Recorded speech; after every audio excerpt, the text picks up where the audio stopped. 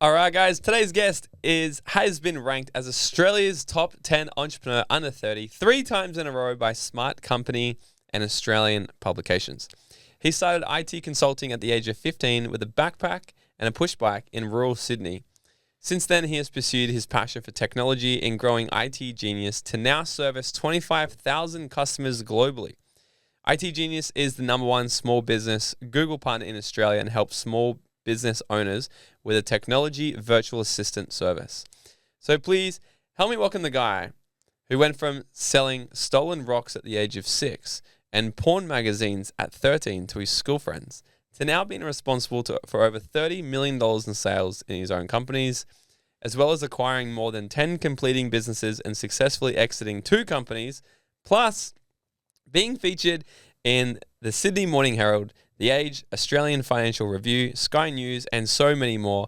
My friend, Mr. Peter Moriarty. How you going, Morgan? I'm living the dream. How are you? I'm living the dream also. Life is good. That's fantastic. I'm very excited to bring you on because we've been friends for a little while, actually. I first met you because I just came into your house, actually. We're doing for people here, I was speaking at this virtual event. I just got given this address, like rock up here and speak. And it was at some dude's house. And there's affirmations all around the house. And I was like, whoever lives here is really cool. And then I walk out in the living room, you're just sitting there. I'm like, hey, bro. He's like, hey, who are you? And he's like, I own this house.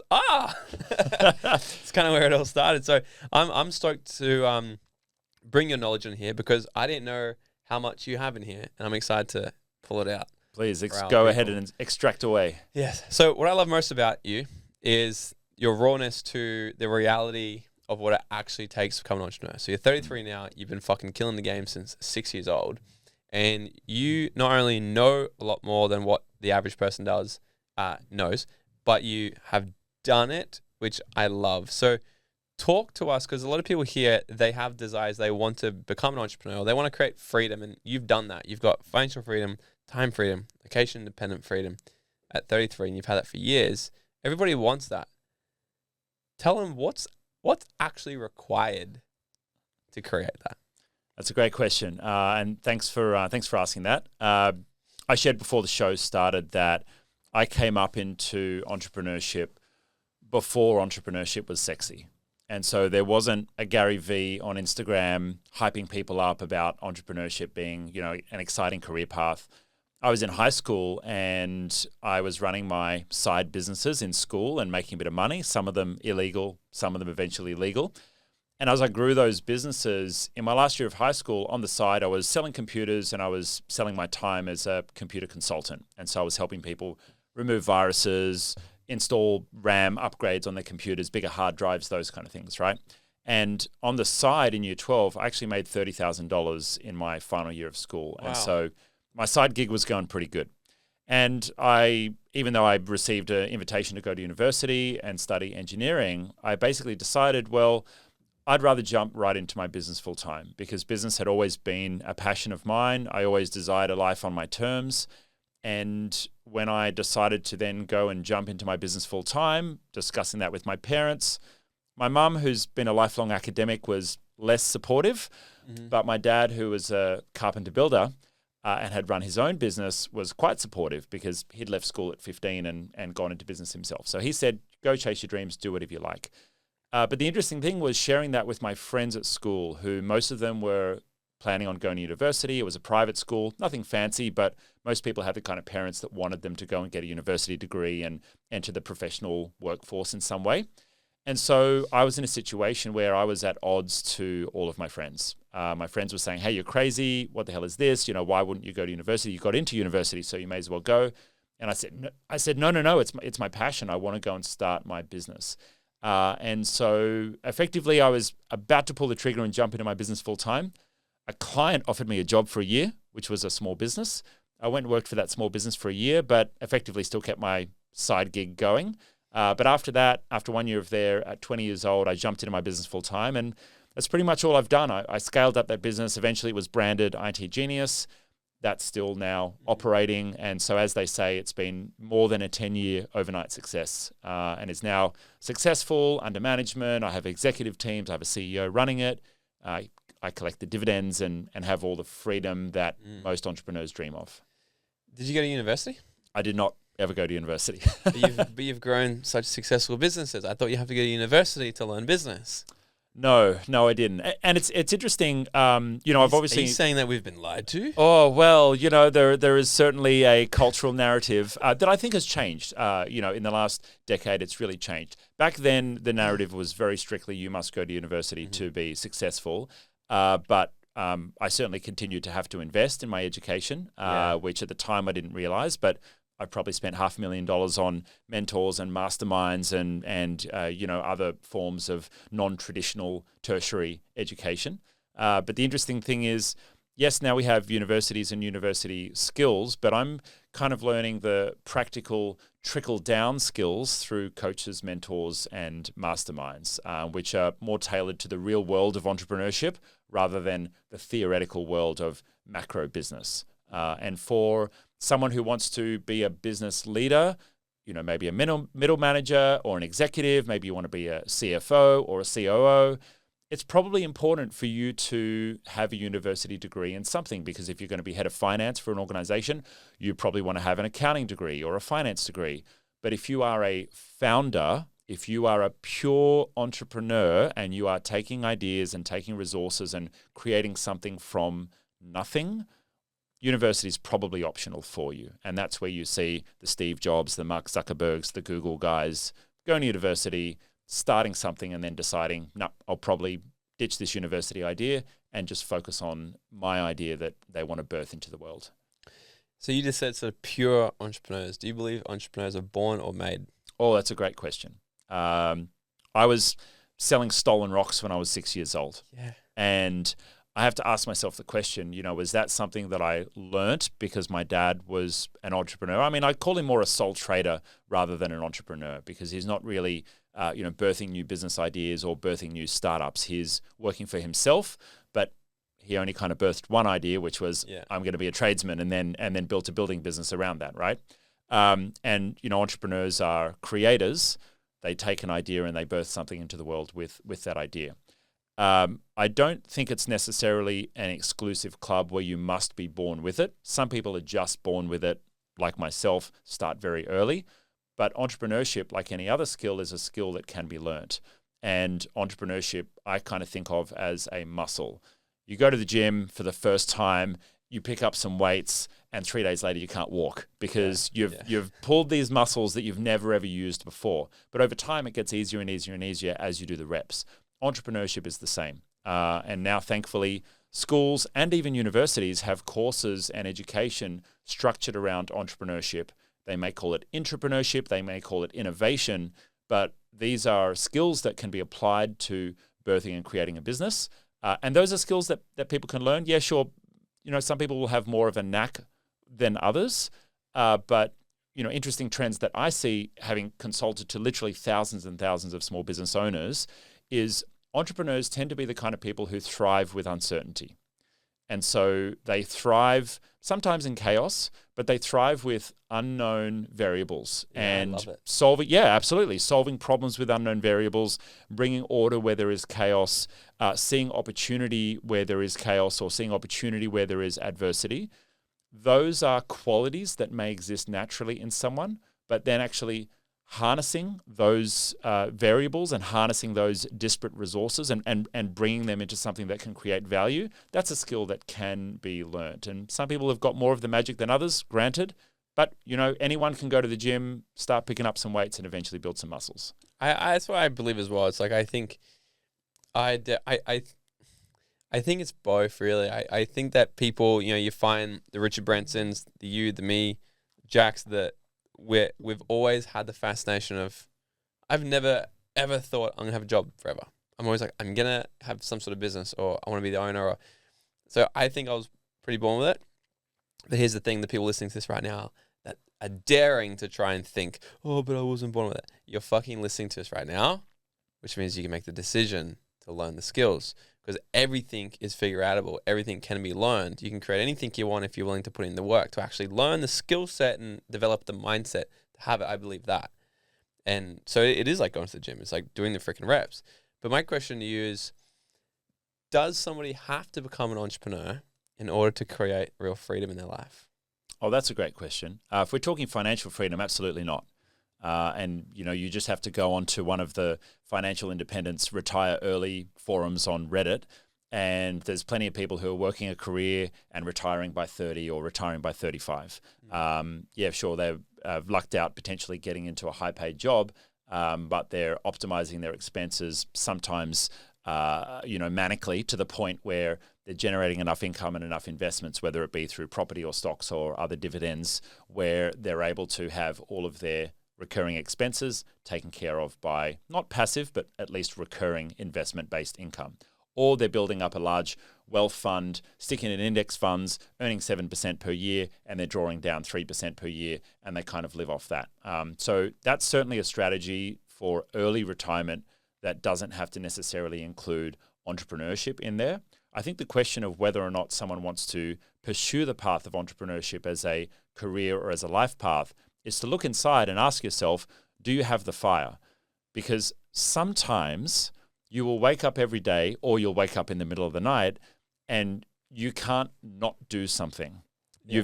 You've got that little inner voice guiding you inside, and you just can't not do it. If you've got that fire, then you probably should at least have a go at it. And, there's nothing wrong with these days starting a side gig while you're working for someone else. And yes, you'll have to prioritize your time and prioritize family commitments or whatever else you have going in your life. But it's so easy to get started in entrepreneurship now. And there are so many resources, educational resources, support resources, networking and cultural norms that have shifted that make entrepreneurship okay. And even the way for millennials and the way for Generation Z to go about life. There's so much support out there to make that journey easeful if you want to have a go. I think it's never been a greater time to step into entrepreneurship. Yeah, I think a lot of people think they need to, because it is our generation now, right? It's millennials, Gen Zs. They think it's the buzzword, like you said. Before it was cool, you were doing it, and same, like, right? But now it is cool, and everyone's like, young people are like, I want to be an entrepreneur. I actually remember saying that myself when I was a carpenter.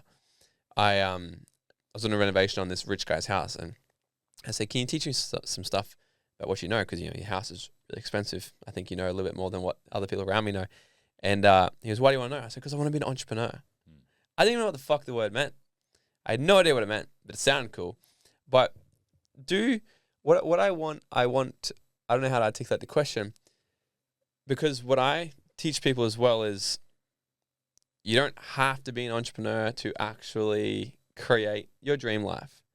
Because I believe your dream life is really doing the things that are in alignment with your purpose, your mission, your highest values. And if that's making a fucking coffee at McDonald's because you love coffee and you're the best barista in fucking town and you can't wait to make that first cup of coffee every Monday, that's pretty amazing. You're happier than probably 99% of entrepreneurs I know. So I want people to really kind of get that. So if that's what you believe as well, how does someone sort of tap in and start discovering their mission, their purpose? I think that's a great question. I always come back to the perfect day exercise, and that is to imagine, what does a perfect day look like for you? And to write that out, try and look not 3 years in the future, not 5 years in the future, but try and look 10 years into the future, because that kind of stretches your mind a little bit more. And for me, my perfect day was, at the time, I want the ability to, drop anything and travel anywhere I want. And I want the ability to not have to worry about the costs of travel or the costs of accommodation or the costs of a holiday. And I want the ability to put gas in my supercharged V8 and not have to worry about how much the petrol is going to cost. Mm-hmm. And I want the ability to go out to a nice restaurant and not have to worry about the bill ever. And, just be able to enjoy experiences with income not being a problem. I want the ability to spend time with my friends and my family and have fantastic life experiences with them without having to be concerned about money as a constraint with that. And, we can go back and look at the origins of that, where is the childhood patterning informing those desires, which is a whole nother conversation. But once I had an idea of what does that vision look like, it's then just kind of a matter of working back from there. Okay, well, I'm probably going to have enough income on a ideally recurring basis that I don't have to work if I don't feel like working. I'm probably going to have a business that is aligned to my passions or a role in a business that is aligned to my passions, so that every day I wake up, I feel like I'm doing purposeful work and I feel like I'm doing work that is aligned to me. As you say, it doesn't really matter what you're doing. If you feel like the work that you're doing is actually aligned to your goals, aligned to your passion, aligned to your values and what you actually value, then you're going to feel great about it. Mm-hmm. For me, I look at my workplace, and my workplace is I'm the executive chairman of a business or a number of businesses. And so my responsibility is to lead and to chaperone those businesses and chaperone that board and chaperone the executives in those businesses towards success, towards the goals of the organization and who we're looking to serve. That's a job.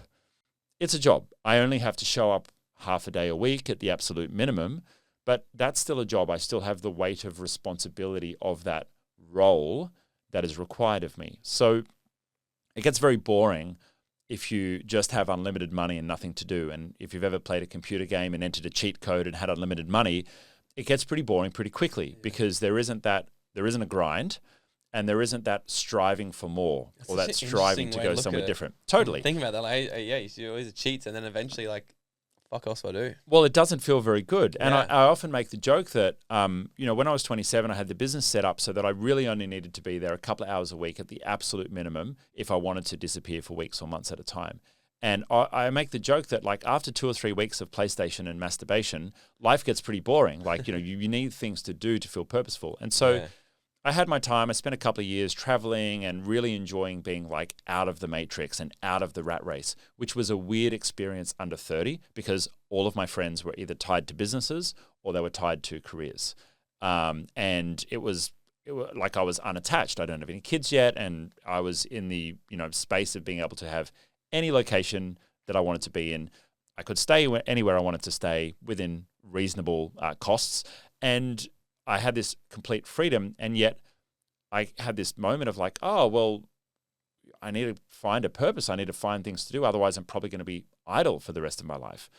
But what was really beautiful about that gift was it allowed me to come full circle and plug back into the business with a renewed sense of purpose, a renewed sense of passion, and I began to optimize for impact rather than optimizing for income as my primary desire, because I'd ticked the box of income. Like my income is at the point where all my expenses are taken care of, plus I've got money for investments, plus I've got, the toy fund and everything's kind of taken care of income wise. And so that now lets me focus my time and my energy on how can I have more impact, which is more meaningful and more purposeful for me.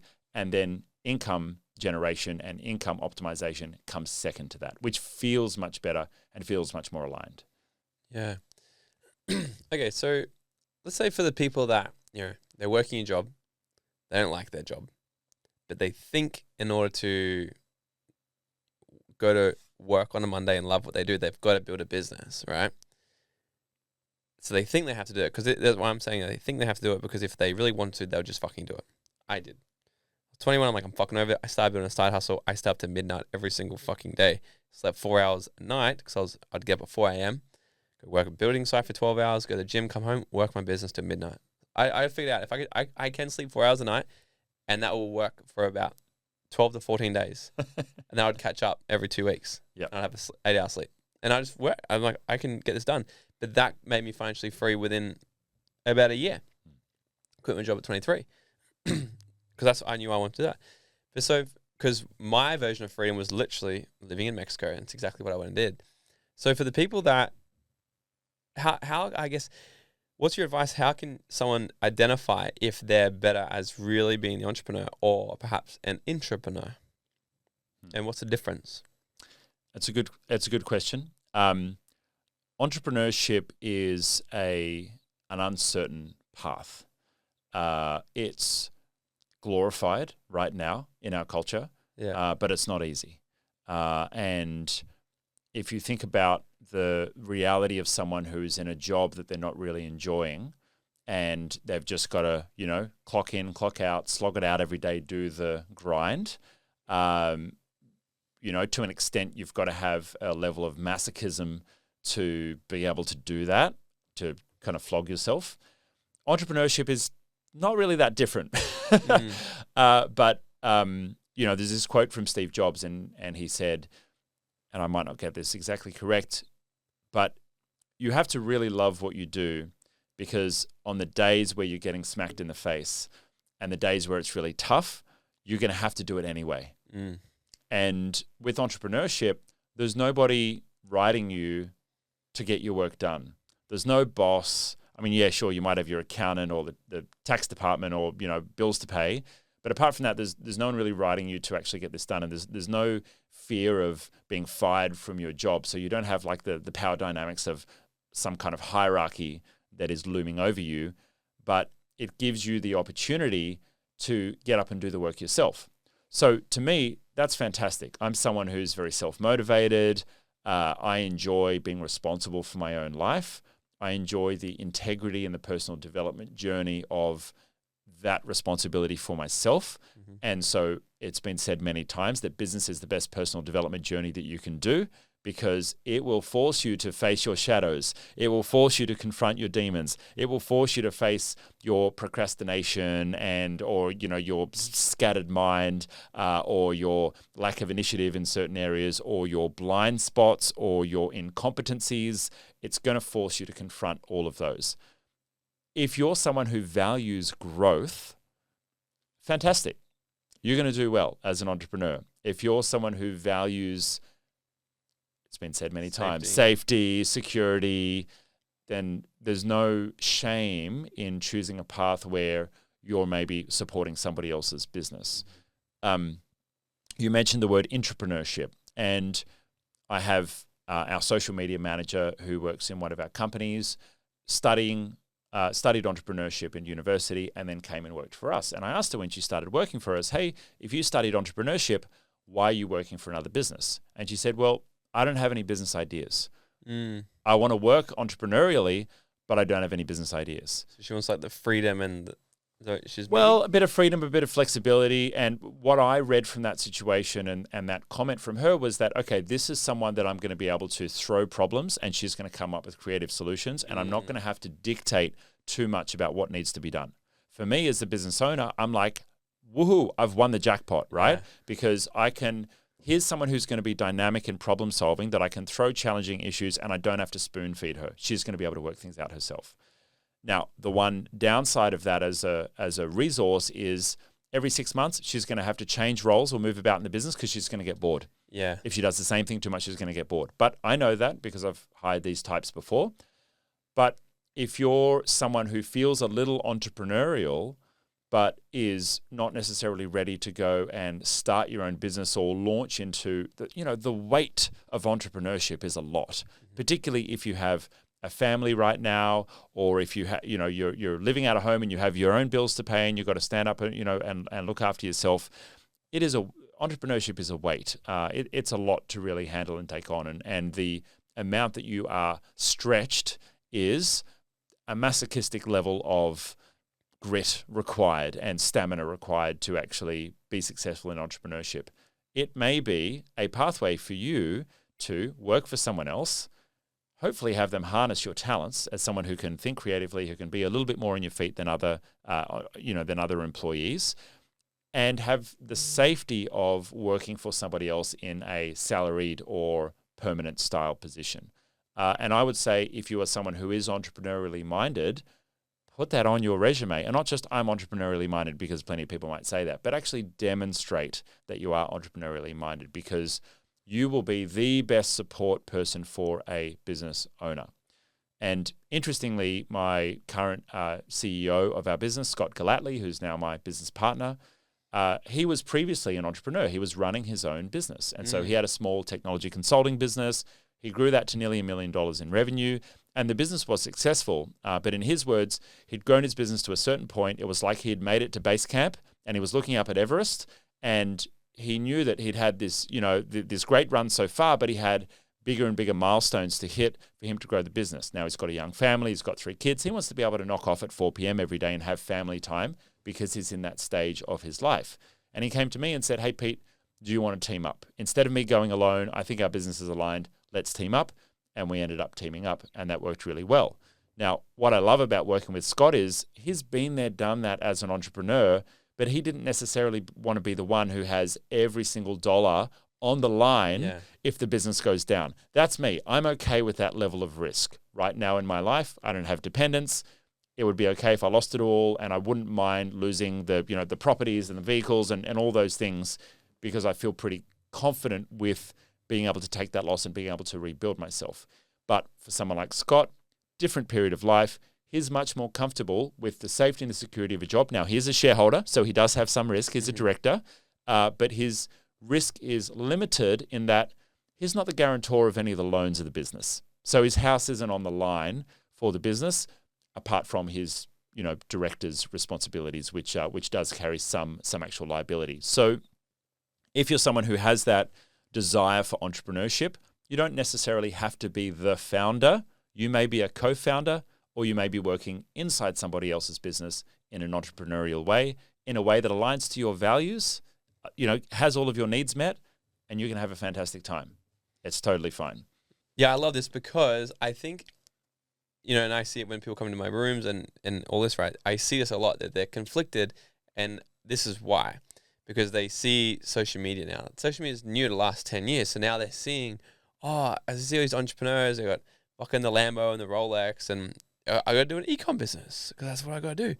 And then they start and they're like, actually, I fucking hate this. And it's almost like it's distracting them. It's this false sense of what happiness is. So I love what you're saying, because like if they actually got really clear on what their values are, and this is everything I teach at Dream Out Loud Method, it's like getting really clear on your true north, your purpose, your mission in life. And when you get clear on that, it could be to be the operations expert. It could be to do social media. It could be like just doing video. And if you're a really creative person, like knowing that you've got the freedom inside of someone else's business to help build this mission towards, and if you can wake up every single day and actually just go, I'm so happy with what I do, that's real success. Even if you're making $60,000 a year, because even if you're making $60,000 a year, doing what you fucking love, you're more successful than most people in the world. But then it's about a matter of actually learning how to create wealth, because I think everybody should become a millionaire for the person that you need to become in order to attain that sort of wealth. But that doesn't mean you have to go and build your own business. Like you were saying, you said at the start, it's like you could financial freedom? No. So you can be investing, you can get property, blah, blah, blah. There's so many different ways out there. What do you think is the most important thing in business at the start? At the start of a business? Yeah. Could you drill down on that a little? Okay. Let's say someone's starting a business right now, okay? And they go, and what's the number one thing they need to focus on? What's the most important thing? So you're just starting a business, or you're just scaling a business. Your first $100,000 of revenue per year is really validating. Do I have a business that people will buy products from? Do I have a service that people will pay for? Like, does this thing actually have legs? And you're probably going to be doing it yourself, maybe with some help of a couple of contractors along the way. But that first $100,000 a year is really just establishing, like, does this organism actually have legs? And really that's just the start. There's plenty of online coaches and online courses and other educational avenues, which are helping people to get to their first 100,000, 6-figure years, and like people are going after 6-figure months as well, right? But it's like that's the very, very first baby step in business. And on my YouTube channel, we have something called the Growth Roadmap, which is where we take business owners through technology strategy of the different stages of business. And one of those is your very first $100,000, which is basically launch phase. Then startup phase would be like, 1 to 3 employees, maybe up to, $200,000, $300,000 a year. You then have your growth phase, which is, okay, we've got 3, 4, 5 people in the business. Now we actually want to scale it up to 20 people. And that's where you work out your business model and how your business model will scale. And you have to add things like marketing channels and sales teams and operations and build systems and processes and build culture and get the business owner out of the day-to-day of the business. And basically once you hit about 20 employees, and that might be $1 million in revenue, it might be $5 million in revenue. But once you hit that point, that's where the business owner can start to actually step back and have that time, location, and money freedom. So a lot of our business is really about helping entrepreneurs navigate through those different stages of business. And there's many different steps along the way in mindset, in business and financial maturity, in making sure that you have the right systems in place, and making sure that you have the right people on board. But you asked about the startup, like, what's most important at the very beginning. The one thing that should be focusing on. One thing that you should be focusing on is really validating, can I get money for this? That's it. Boom. That's what I was going to say. Rule number one of business is make a fucking sale. Yeah. Make money. Get the money in. That's all that matters. There's so many fucking people where they're like, oh, I'm starting a business. I'm going to make a website now. I'm going to change my Instagram bio. I'm going to make a logo. And for a perfect example, so we just kicked off this new business. We started a new business, and wasn't it the first thing I said to you? I was like, Jack was like, so how soon you want to start it? Should we talk next year? I said, tomorrow. You come to my house tomorrow, and we're going to figure out what the offers are, and then I'm going to start selling it. I don't know about anything fucking else. Not even how to actually deliver it. It's secondary. It's of course you want to, but I can do that because I understand my ability to back what I can sell, but also have the partners that are good. But I think so many people waste time waiting and waiting and waiting, and they're just getting ready to get ready to get ready to get ready, and they never take action. So I think, the number one most important thing is just money in. You've got to make a sale, because then when you make money, now you can go, oh, sweet, now I can put it into some marketing or some branding. Now I can get a logo done. Now, you know what I mean, and start to actually put it in, or go, okay, how do I get that one sale? How can I amplify that with the money that it's made? Yeah. And people just fucking wait too long. But the amount of times I've just gone out there and made sales, and I say yes, then figure out how. So if someone's going to pay me, all my events I've made, I sold them before I even designed the content to it. This is what it's called, and this is when it is. Are you in? They're like, yeah, great. Now I'm like, fuck, better build the course now. Right? Of course. Because why would I waste time? Because to design a 3-day program takes me a few days. Imagine if I wasted a few days doing that and then no one wanted it. Yeah. But I think a lot of people do that. We're in a very interesting time right now where you can do a launch, even 6-figure launches with just an Instagram account. Yep. And maybe a Google form or a checkout page on the back end of that. Yeah. You don't even need a website or a domain name. Yeah, you probably need, a business number registered as a sole trader, and that's about it. Yeah. And in the old days, people would invest in a website and branding and everything else. And I would say before I start a project, I would at an absolute minimum probably want to have a brand name that I like and maybe a domain name around that. But I recently launched a pilot for a mastermind program myself, and that was launched via Instagram stories. Yeah. And I sent people to a Google form. Yep. And that was it. Instagram stories and a Google form. And I had 40 people reach out about that. Love it. Just from a couple of Instagram posts. Now, I've built 20 years of credibility and audience and people that have worked with me and known me for decades now, which allowed me to do that. So, it's not really an expectation for just anyone to put up an Instagram post and expect that people are going to jump straight on to buying things from you. But don't let building your website keep you away from making your sales, because plenty of people spend days and days and days or months on building their website, which is not the best job for someone to do anyway. It's not the best job for you. Outsource that, delegate that to somebody else, and you just focus on building your business and getting the sales. Yeah. I remember I was having a conversation with Brad Lee. One time we're talking on I don't know if it's still a fucking thing. What was that app? What was that social media Clubhouse? Yes.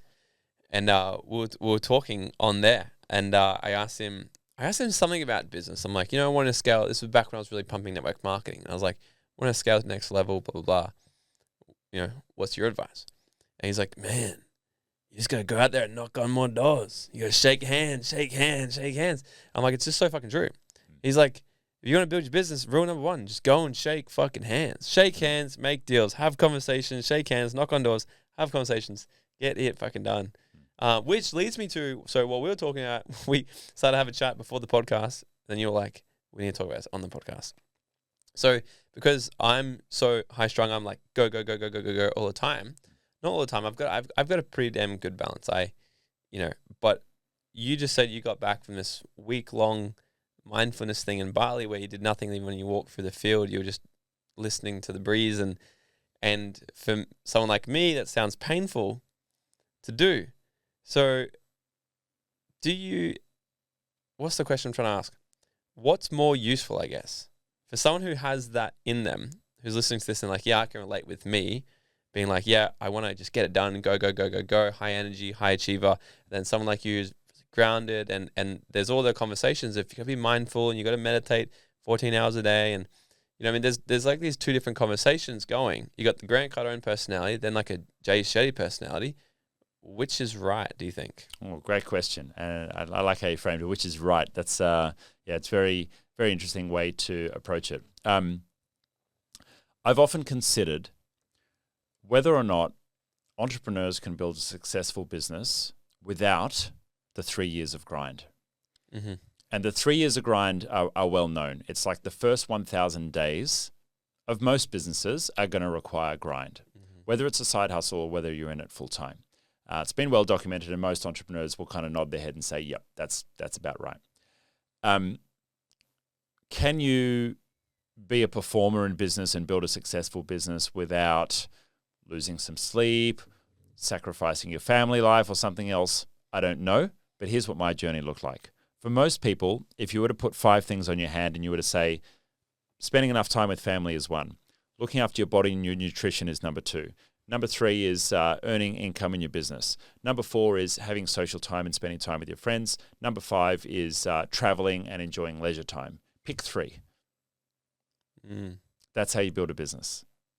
You're going to have to most likely make sacrifices. I mean, that's the path for most people. Now, what I also learned along my journey was how to become a high performer. And I learned this from one of my clients. His name is Andrew May, and he was the performance coach for national Australian rugby and cricket teams. And so he helped them with their physical, mental, and basically their overall performance. He wrote an amazing book called Flip the Switch. Unfortunately, it's out of print. But the concept of that book was really about how high performers will be able to perform at a high level when they're switched on because of what they do when they're switched off. Say it again. High performers will be able to perform at the level they can when they're switched on because of how they switch off.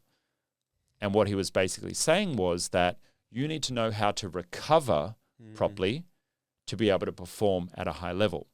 So what does recovery look like? Well, recovery looks like downtime. It looks like no device time. It looks like time away from the business and away from the operations of the business. It looks like how your environment is at home, which might be smells, colors, sensations, sounds, how your home is set up. And you would have noticed from having been in my home, that grounding feeling of what it feels like to be there. That's very, very deliberate. Having a view, having an outlook, very, very deliberate, considering that I work primarily from home. Yeah. It gives me an opportunity to be in an environment that's very peaceful for me when I'm not in work mode. But also there's little really practical things like when switching from business mode to personal or family mode, changing your clothes at the end of the day. So you can switch in and out of work focus, because we know that being switched on 24 hours a day is not sustainable. Changing clothes, that's a good one. I haven't thought of that one, actually. Yeah. That makes a lot of sense. So how you recover really has a big impact on how you're able to work as an entrepreneur. And so my answer would be that there's no right or wrong way. I mean, no one has 3 hours to meditate while you're also scaling a business, unless you have 0 other responsibilities in your life, no social life, no desire to travel. And you just want to focus on the business and your meditation, and that's it. If that's the only 2 things you got to do every day, great.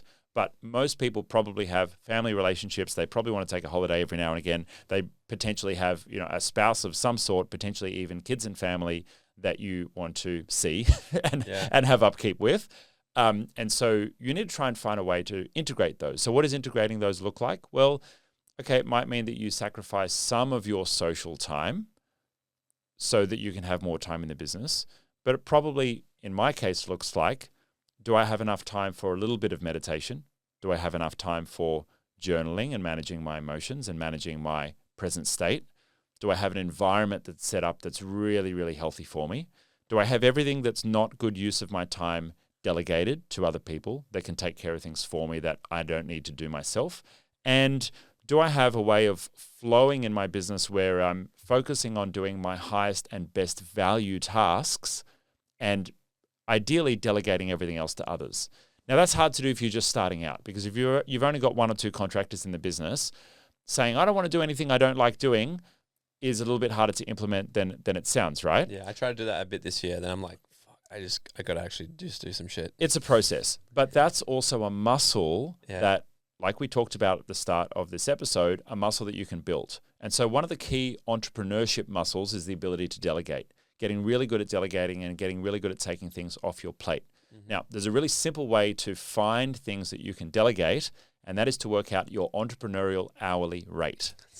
Literally, yeah, just talking about this. Great. Yeah. So how do you figure out your entrepreneurial rate? Well, I take my 12-month revenue, so 12-month projected revenue, so the total revenue for the business, and divide that by 2,080. 2,080. So 2,080 is roughly the number of hours that you have for work time over the course of a year. I think it's 50 odd weeks times 40 hours a week. That's based off 40 hours a week. Based on 40 hours a week, Yep. yeah. And remember, this is a guide, it's not a rule. Yeah. But you divide your revenue by 2,080, and you can remember it because it's the opposite of the 80-20 rule. Mm-hmm.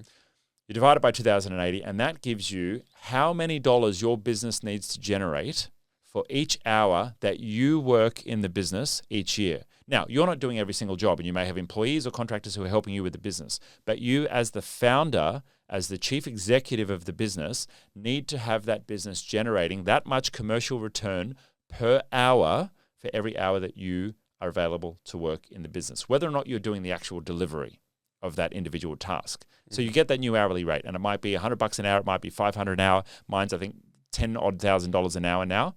And so I know that, okay, anything in my life that is worth less than $10,000 per hour, if I could pay someone $10,000 an hour or $9,999 per hour to do that for me, it's better use of my time to pay someone else to do that.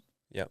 Or if I'm getting some other kind of value exchange for that task, like cooking a steak and putting that on Instagram, I really love doing that. So I enjoy cooking my own food rather than having someone else do that for me. A mentor once said to me, if it doesn't bring you money or joy, you outsource it. Sounds great. That's that. Love it. Because sometimes people be like, Dean Graziosi shares this one. It's like, mowing the lawn, When I had a lawn, I actually liked mowing the lawn. Great. Sometimes. But like, that's the choice. Sometimes I would get someone to do it. And sometimes I'm like, I'm just going to actually just chill. It's a Sunday and but it's like, if it doesn't bring you money or joy, and I love that you said that the cooking brings you joy, but it makes a lot of fucking sense.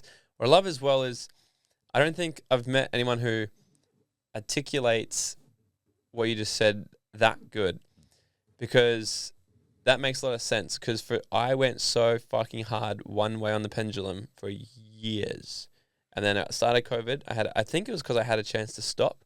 It was a combination of a few things. Actually, I had like nerve damage in my spine. Just went through the biggest breakup of my life, and I was just pushing my body. I was on, I think, 11 different planes in the first 8 weeks of the year, and we event. Spoke all around Australia, New Zealand, America, and it was fucking insane. It's a combination of all that, and then I think when COVID happened, it stopped. I was like, the work was keeping me going to not worry about it, and then I just like died for a bit. I was like, wow, if burnout existed, maybe this is close to it. I still don't believe it exists, but what I've noticed since then and now is what I do in my off time. I actually give myself off time. So I'll go away for 2 or 3 days, every 9 days usually, completely disconnect. And I love that. Then when I come back, I'm so fresh-minded and I can execute at a really high level. Another thing I do, I watch a lot of fucking movies lately, which is really funny because like with my new partner, Simona, you've met, I say to her, I'm like, it's just funny because like if you met me years ago, like I'm working till midnight. That's why I'm like, I will guilt-free sit and watch this movie because it's not what I used to do, but it's what I get enjoyment out now because it turns my brain off. And I just know that if I put on a movie, it's guilt-free because I work like a motherfucker today in the hours I gave myself. And I feel really good about that. Right. So it's not so much about the hours I work, it's what I do in my hours now. And I love that because that's very accurate, because a lot of people in the personal development space, consciousness space, they think they can do an ice bath every day, meditate for 14 hours every day, journal for the other hours, and then think that they're building a successful business. And it's just fucking dumb. And like, I love that you said, it's like the first 3 years is fucking grit. But still in those 3 years, it's probably about finding pockets of those times on how you recharge, and that's what's important. Yeah. I think the metric is if you're getting to the weekend like Saturday and you're wiped out and you need like half a day to sleep and catch up, you're probably burning it a little bit too hard. So, if you're feeling you need to like catch up on sleep on the weekends, that's probably a good metric to dial it back a little bit. And as I said, that muscle of delegating is the most important muscle for you to build because it doesn't ever stop. As you scale, it's just more and more and more taking those hats off. And if you imagine a large organizational chart for a business, right? Yeah. We have 50, 60 odd people across our group now. And there are, finance executive and then a finance manager and then a bookkeeper and then a head of accounts receivable, right? And that's like just one little part of the organizational unit. When you start a business and you're in launch mode, you are every single person, in those 30 different roles across a business. You're doing all of them. And all scaling a business is bit by bit taking off those hats one by one and passing them on to other people. Yeah. But an entrepreneur will, if you're scaling a bootstrap business from scratch, you'll have to do every single one of those roles. You'll have to be head of marketing. You'll have to be head of finance. You'll have to be head of sales. You'll have to be head of delivery. You have to be head of customer service. You've got all those different areas in the business as well as your legal, your compliance, your tax, everything else that needs to be done as well. And so you need to know enough about those roles to be able to do them yourself, but then you need to know enough about those technical delivery of those roles to delegate and manage somebody else doing them for you. That is a lot of bandwidth required to actually execute that. And so the reality is that you're going to be spending a lot of time getting into the habit or getting into the process of learning how to do something yourself and then passing that on to somebody else and then managing that person doing that. And so the sooner that you can learn that skill and get comfortable with giving things up. Many entrepreneurs will go through all the personal development blockages of like, I want to find a clone of myself who will do it exactly like me, and other people won't do it exactly like me, so I'm scared to delegate it, or I really love doing this thing. Get used to this. Get used to it. Because in my experience, business will only ever feel 80% in control. It will only ever feel 80% perfect. It never feels 100% perfect. It'll only ever feel 80% good. And just to, I guess, be okay with that chaos. And for anyone who's got kids, they'll understand this, right? And like nothing's ever perfectly in order. You make plans and God laughs, right? And so just get used to, okay, I'm only ever going to feel like things are 80% in control. And so how do I respond to that? Okay, well, I just kind of like move with that. And I kind of see businesses like this, a little bit of like a tumbling snowball down a hill. It's like, okay, I can kind of like influence it and move it in different directions a little bit. But now it's big enough, I can't really turn the direction myself like I could kick a snowball and it's going to change the trajectory pretty quickly. And so in that practice of learning how to delegate and the practice of learning how to hand things off, at the start, it's going to be pretty easy because you're going to be delegating and handing off things that you don't like doing. Like maybe it's doing the laundry at home, or maybe it's doing the lawn mowing if you don't like doing that. Or maybe in the business, it's doing the bookkeeping because you hate doing the numbers. Or maybe in the business, it's following up people who haven't paid bills because you don't like doing that, right? But eventually, you're going to have to start delegating tasks that you like doing. And you've got to delegate tasks that you're good at doing. Because for the sake of the business, it would be better and more leveraged for someone else to do them for you. And my God, they're the hardest ones to give up. Yeah. Yeah. But you build that muscle and you can do it. You build the muscle and you can do it. Yeah. Man, I love this. This has been so freaking valuable. I think there's probably a part 2 in this probably one day. Man, where can everybody find you? And do you offer business coaching stuff? You said you got a mastermind or something now, right?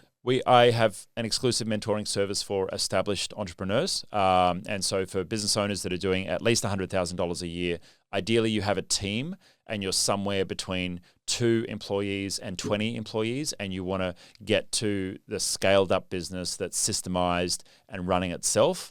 They're the kind of entrepreneurs that I help. I have a small group. It's currently on wait list, but if you're interested in that, just find my socials and you'll be able to check that out. But all of my links, peter.tv. Peter.tv. That's all you need.